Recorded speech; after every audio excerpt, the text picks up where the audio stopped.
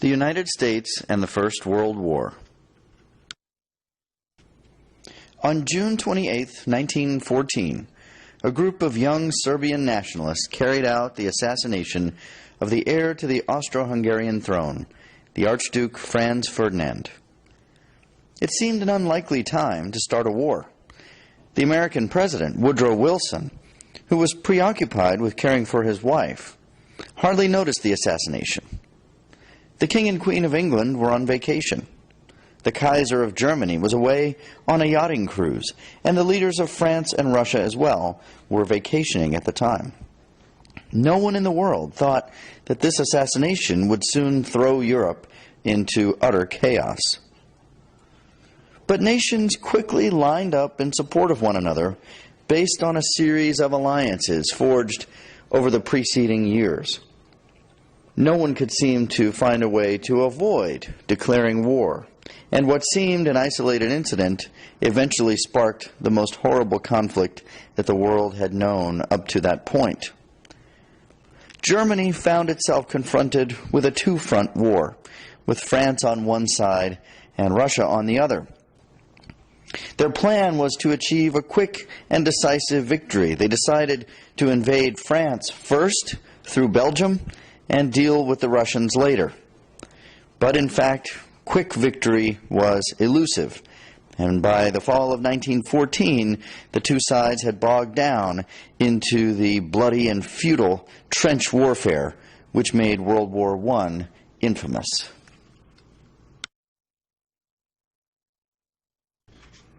The President of the United States during our involvement in World War I was Woodrow Wilson, a Democrat elected in the very difficult and famous 1912 presidential election.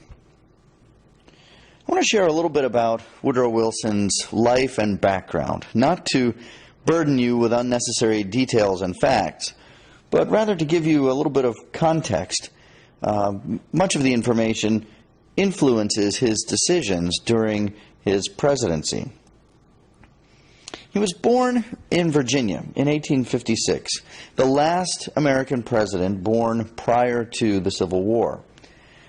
And it's important to note that he indeed lived through the Civil War, and while he was a young man, it certainly left an indelible mark upon his memories of that era.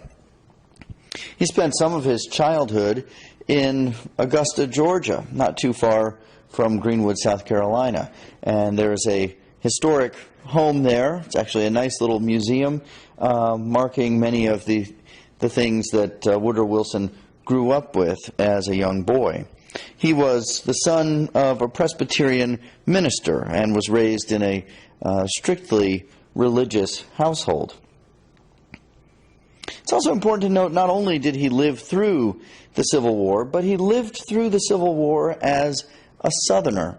So he experienced the losing side of a significant war. And again, that's a relatively rare quality among American presidents. Few of them had witnessed the losing side of a major war. Woodrow Wilson was in Atlanta at the time when Sherman's armies marched through the South, leaving ruin and destruction in their wake. And these recollections of the Civil War were seared into Wilson's brain. As Wilson commented later, he said, "When I go to the South, nothing need be explained to me." He understood what it was like to lose a war. And this is going to be a significant factor in Wilson's decision-making process as he contemplates American involvement in World War I, and in fact delays that involvement as long as he possibly could.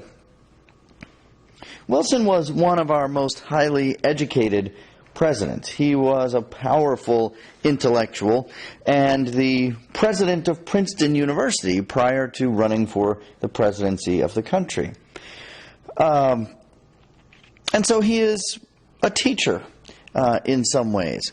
And we see this reflected during his presidency in a couple of different ways. On the one hand, he's very much interested in communicating and teaching the American people what he is doing, why he's making certain decisions. At the same time, there is something of a loftiness and aloofness in the way he speaks during his speeches, the way he tries to communicate. And so he fails to connect with the American people in the same way that Teddy Roosevelt had done in the years before Wilson's presidency. And frankly, Wilson is somewhat envious of this quality in Teddy Roosevelt to so easily and readily connect with the American people.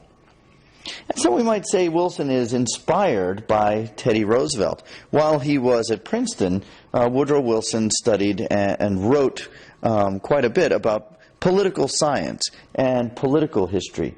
He was very much interested in the workings of the political system. And Wilson's thesis, while he was a student, was based on the idea that the greatest source of power in the country lay in the legislature.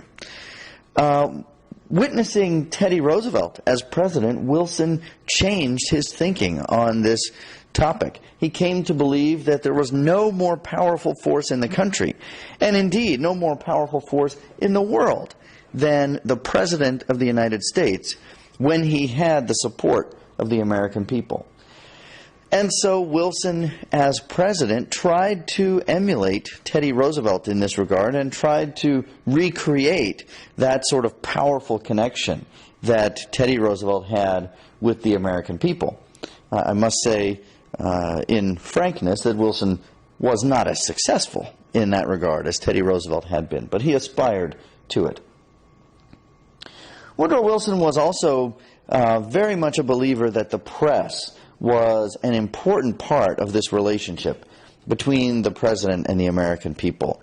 And Wilson, more than perhaps any president before, and Teddy Roosevelt might be an exception, but more than almost any president, tried to use the press to communicate with the American people. He was constantly having press conferences and constantly connecting with members of the press and sending them updates and sending them information to relay to the American people. And again, this was part of that process of trying to teach the American people, trying to win them over, have the support of the people as he was making the decisions that he made.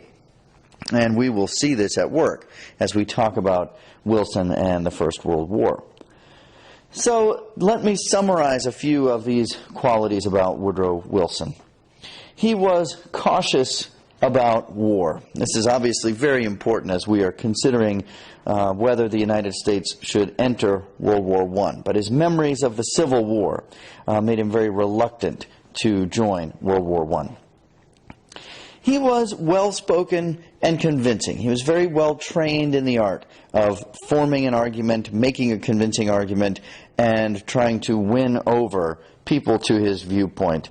And yet, even as I say that, I would also add the caveat that there are times when his language, his communication, the arguments he made were perhaps a touch too sophisticated to reach the average American citizen. And so he does struggle at times to win over the American people. And yet he was very concerned with the will of the people. Again, he believes the President of the United States to be the most powerful figure in the world, but only if he has the support of the American people. And so we will see him making these efforts during his presidency. And one last point that I haven't mentioned yet, but that does become important as World War I breaks out. And that is that Woodrow Wilson was an Anglophile. And that's just sort of a fancy word for saying that he loved England. His family had a summer home in England, and he spent several summers in England. He loved the country, the people, and bore a great affection for them. And so as World War I erupts, and we'll be talking about this shortly, America's role as a neutral nation, we are, in theory, not choosing sides. But in his heart and mind, there's never really any doubt which side Woodrow Wilson is supporting. He very much favors the English. The war that breaks out in the summer of 1914 comes to consume very nearly the entire globe. It is truly a world war. On the Allied side, The core nations were Great Britain, France, Russia, and Italy. And eventually, of course, the United States joins the war on the Allied side. Their enemies and opponents were known as the Central Powers, and at their core were Germany, Austro-Hungary, and Turkey as well, playing a role. This is truly a horrific war, and one could make the argument, and I would be inclined to support this argument, that World War I was in many ways the most horrific war in the history of the world. What we see in World War I is the moment when technology has essentially caught up to the ability of any one human being to make any difference in the war. We see introduced during World War I horrible, destructive new technologies like the machine gun, poisoned gases, tanks, airplanes, and bombs. And although all of these technologies are still relatively new and will be radically improved in the decades to come, they still overwhelmed the ability of the individual soldier to make much difference. At the same time, we still see that human beings are the sort of core element of this war. And so there are many, many battles in which hundreds of thousands of men stream across the battlefield only to be mown down by these machine guns or dropped by poison gases and things of that nature. And so the horrible struggles and injuries that were done upon human beings during World War I think from the perspective of the soldiers fighting the war, it might just be the most horrible war ever fought. And we see the casualties exacted were simply staggering in this war. And we'll talk a little bit more later about the means that the war was fought and why perhaps it might have been so deadly. But we see in the first year of the war alone, 1.3 million French killed, 850,000 Germans killed, 300,000 British killed. And over the course of the war, we would see more than 20 million civilian casualties as Europe was torn to pieces by this war. So this is the conflict that breaks out, and Woodrow Wilson needs to make decisions regarding America's stance. And in the early years of the war, the decision was made to maintain American neutrality. We are, in many ways, going to stay out of the war.